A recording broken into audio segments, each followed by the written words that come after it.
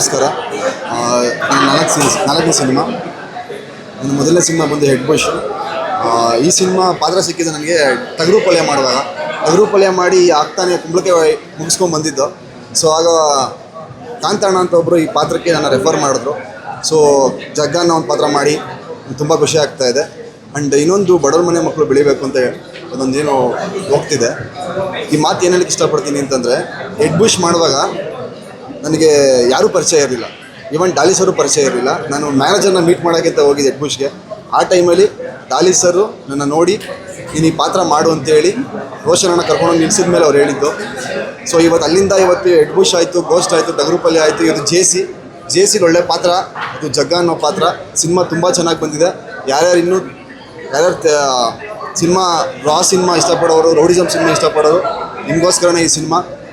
ಎಲ್ಲರೂ ಥಿಯೇಟ್ರಿಗೆ ಬಂದು ಸಿನಿಮಾ ನೋಡಿ, ಎಲ್ರಿಗೂ ಒಳ್ಳೆಯದಾಗಲಿ. ಹಾಗೂ ನಮ್ಮ ಚೇತನ್ ಸರು, ನಮ್ಮ ಪ್ರಖ್ಯಾತ್ ಬ್ರೋ ಮತ್ತು ನಮ್ಮ ಡಾಲಿ ಸರ್ಗೆ ಒಳ್ಳೆಯದಾಗಲಿ ಅಂತ ಕೇಳ್ಕೊತೀನಿ. Thank you.